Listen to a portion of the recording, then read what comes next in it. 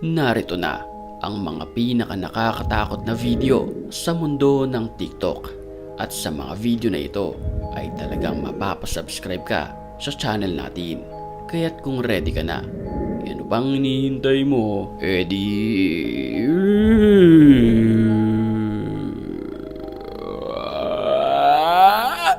Tara na!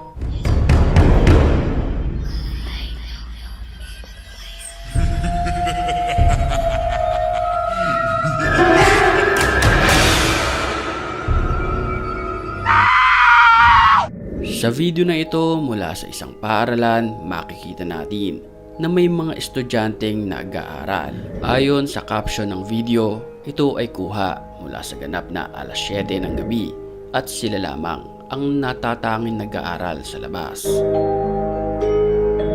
Ayon mismo sa nag-upload, hindi niya alam na mangyayari ang mga bagay na iyon. Ang gusto niya lang ay i-post ang kanyang story sa Facebook. Pero nang siya'y makauwi sa bahay, nireview niya ang kanyang video. And then, ito ang nagpatayo ng kanyang mga balahibo. Panoorin natin.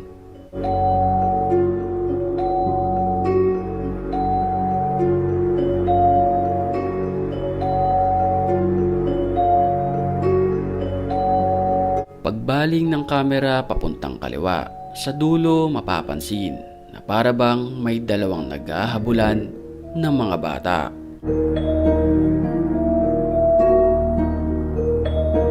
Sa video mapapansin na para ba itong mga alien kung kumilos. Maging ako ay kinilabutan matapos ko tong mapanood sa TikTok.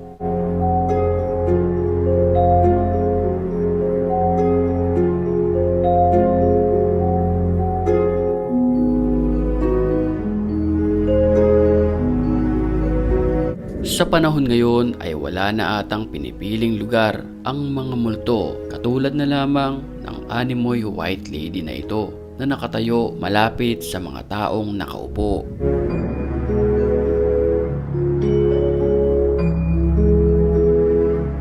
Dahil sa imahe na nakikita sa video, pinagtalunan ito ng mga nagko-comment kung ito ba ay totoong multo.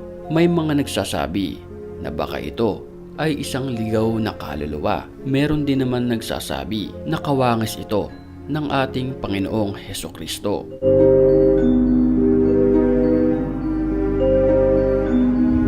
Isang matapang na TikTokerist ang pumasok sa bahay kung saan matagal nang walang nakatira dito. Dahil sa ambisyon na maka-encounter ng mga espiritu ay hindi siya nabigo matapos may magparamdam sa kanya.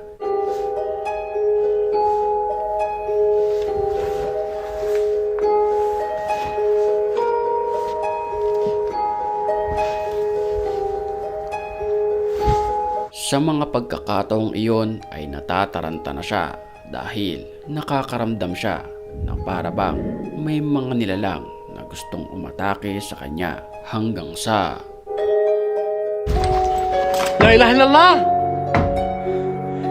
الله القوي وأنتم الضعفاء حسبي الله ونعم الوكيل إنه من سليمان وإنه بسم الله الرحمن الرحيم ألا تعلوا علي وأتوني مسلمين. Isang kakaibang nilalang naman ang nakunan sa gitna ng dagat na ito. Makikita sa video, para ba itong isang sirena na may pagkakahalintulad sa isang syokoy dahil sa kanyang itsura. Nakatayo at hindi ito gumagalaw nang mavideohan ng mga mangingisda sa dagat. Dahil sa kakaibang itsura na ito, agad na nag-viral ito sa mundo ng TikTok.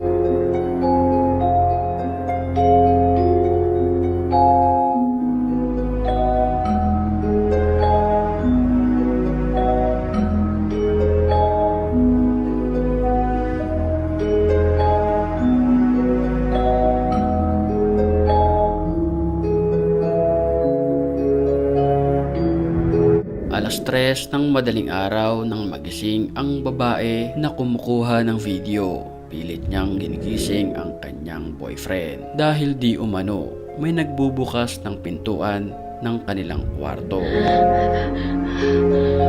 Facu, Facu. Facundo, levántate, por favor. Levántate. Nang walang ano-ano'y bumukas ang pinto at may sumilip na animoy isang buhok ng babae.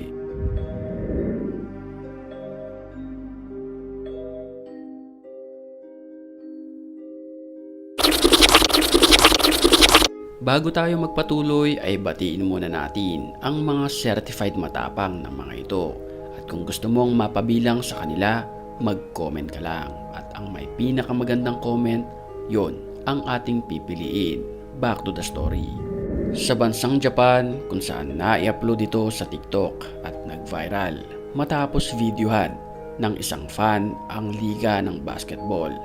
Ano nga ba ang kakaiba sa video na ito? Bukod sa blurred ang kanilang mga muka, ay malinaw pa sa sikat ng araw ang nahagip sa kamera na ito. Panoorin natin.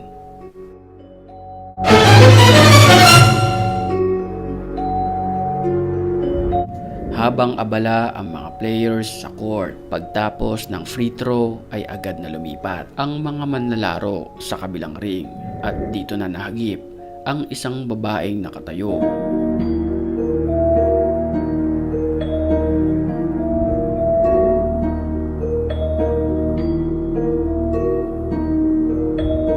Nakakapangilabot naman ang nilalang na nakunan sa ibabaw ng sasakyan na ito.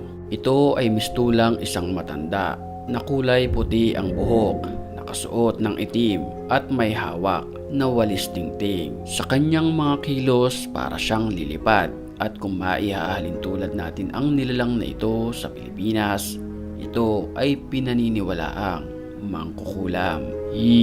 Creepy.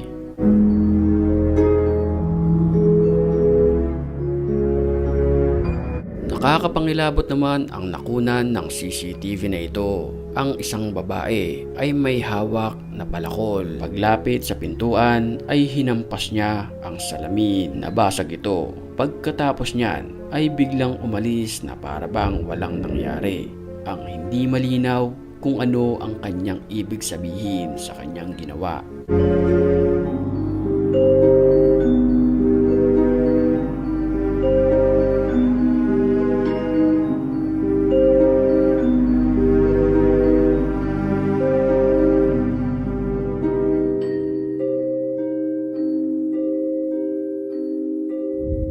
Huling-huli naman sa TikTok video na ito ang animoy paggalaw ng isang manika.